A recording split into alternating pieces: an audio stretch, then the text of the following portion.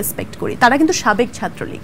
আচ্ছা নীল, আপনার কি মনে হয় যে প্রফেশনালি বা একজন অভিনয় শিল্পী হিসেবে দক্ষতা অর্জনটা একটা মানুষের জীবনে বেশি গুরুত্বপূর্ণ নাকি মনুষ্যত্ব বোধটা অর্জন করা বেশি গুরুত্বপূর্ণ?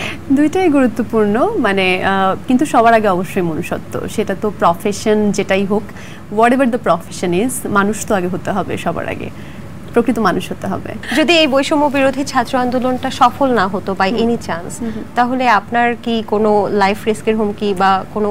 আমি ঠিক জানি না, হতেও পারতো, কারণ মাঝখানে খুব কিছু উগ্র কথাবার্তার শিকার আমি হয়েছি। প্রশাসন থেকে চাপটা একরকম, আর যখন একটু গুন্ডা পান্ডা টাইপের কথাবার্তা কেউ বলে তখন জিনিসটা একটু শেয়ার করবেন আসলে কেন কিভাবে?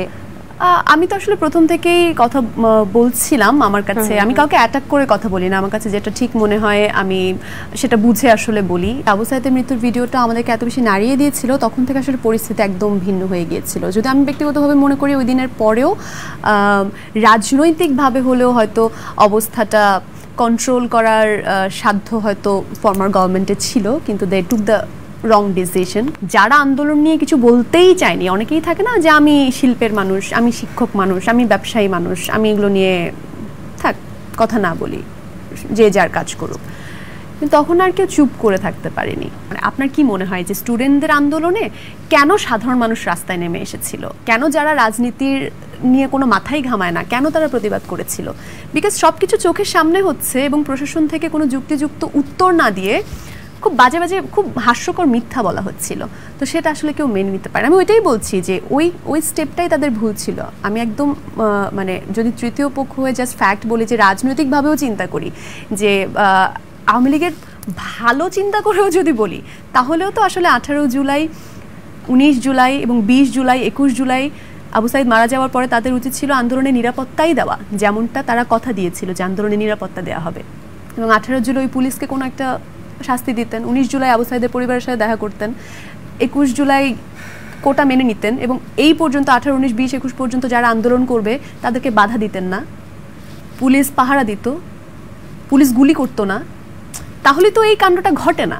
সাবেক সরকারের কিছু বিবৃতিও কি আপনার কাছে একটু অন্যরকম লেগেছে কিনা? যেমন ওনারা বলেছিলেন যে রাজাকার, যে শব্দটা উঠে এসেছিল, সেই রাজাকারটা আপনার কি মনে হয় যে এই ছাত্র আন্দোলন থেকে গণ অভ্যুত্থানে যে রূপটা লাভ করেছে সেটার পেছনে এই রাজাকার শব্দটা অনেক বেশি প্রভাব বিস্তার করেছে? অনেক বেশি না হোক, বাট ওখান থেকে তো আসলে স্টার্ট হয়েছে, মানে ওখান থেকেই তো আসলে অনেক ওই যে থাকে না আগুনের স্ফুলিঙ্গ ছড়িয়ে পড়েছে আর কি। আমরা সেই কথাতে ছিলাম যে ওই আপনাকে ফোন দিয়ে কিছু মানুষ আসলে খুব হুমকি ধামকি দিচ্ছিল, এই বিষয়টা যদি একটু বলতেন।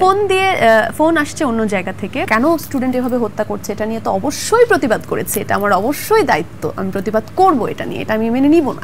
কাজ হারানোর ভয় ছিল না আপনার? অবশ্যই না, মানে কাজ হারানোর ভয় এখানে কোত্থেকে থাকবে? এটা আমাকে অনেকে বলেছে, আমাকে আমার যারা শুভাকাঙ্ক্ষী, আমার ফ্যামিলি, কারণ তখন তো আসলে কেউ জানে না কি হবে, যে দেখো এসব করার দরকার নাই, কখন কি হবে, তোমাকে তো চিনে ভালো মতো, তো তোমাকে ভালো বেশি টার্গেট করে ফেলবে, রাস্তায় 100 জন নামলেও তো দুদিন পর ওদিকে চিনবে না, তোমাকে তো চিনে রাখবে, নিজের কথা ভেবো না, পরিবার, অনেক কথা বলেছে, তোমার কাজ চলে যেতে পারে। কিন্তু আমি চুপ থাকবো কিভাবে? মানে এটা কি সম্ভব নাকি? তো আমি তো খারাপ কিছু বলছি না, এরকম একটা ব্যাপার। তো ওই সময়টা আসলে অনেকে নিতে পারে না, দেখেছে যে আমি তো আসলে অনেক শো করি, তো তাদের কাছে ওই যে চিনে, তো অনেকে আমার স্টেটাস, আমার ছবি নিজেদের মতো করে বিকৃত করে সেটা মেসেঞ্জারে চালাচালি করেছে, পার্সোনালি হোয়াটসঅ্যাপে আমার ছবি পাঠিয়েছে, মানে আমাকে চিনিয়ে দিচ্ছে সবার কাছে, এবং সেটা একদম রুট লেভেলের কর্মীরা যারা দলীয় তারা করছিল। তো এর মধ্যেও তো অনেকে আসলে পরিচিত থাকে, হয়তো আমাকে চিনে, আমার ভালো চায়, আমার কাছে ফোন এসছে যে নীল তুমি একটু করো, মানে তোমাকে কিন্তু মেসেঞ্জার গ্রুপে দেয়া হয়েছিল আপনার ছবি? আমি তো সেটা জানি না, আমার কাছে স্ক্রিনশট আছে, বা কিছু দলীয় থাকে না হয়তো ইউনিভার্সিটিতে, আমি তো অত ভালোভাবে ওদেরকে চিনি না, ওরা আমাকে চিনে। উদ্দেশ্যে দেওয়া হয়েছিল ছবিগুলো? যে লুক শি ইজ নীল হুরে জাহান, সে এরকম কথা বলছে সরকারের বিরুদ্ধে, এটা সেটা, সে মানে খুবই অ্যাবসার্ড কথাবার্তা, মানে যেটা হয় আর কি, আপনার বিরুদ্ধে ব্যবস্থা নেওয়া হবে, হ্যাঁ আমার বিরুদ্ধে কেন ব্যবস্থা নেওয়া হচ্ছে না, এই ধরনের কথাবার্তা, এবং খুবই অ্যাগ্রেসিভ। রাষ্ট্র সংস্কারের দায়িত্বের জন্য একদম সবার, এবং বিগত যে সিলেটের বন্যা আমরা দেখেছিলাম সেখানেও কিন্তু এত সর্বস্তরের মানুষের ঝাঁপিয়ে পড়ার বিষয়টা আসেনি, এবার যতটা বেশি দেখা গেছে, তাই না? আচ্ছা আচ্ছা, এবং এবারে বন্যাটাও খুব ভয়াবহ ছিল, কারণ সাধারণত ফেনীতে কখনো বন্যা হয় না, আমার তো জন্ম বেড়ে ওঠা সেখানে।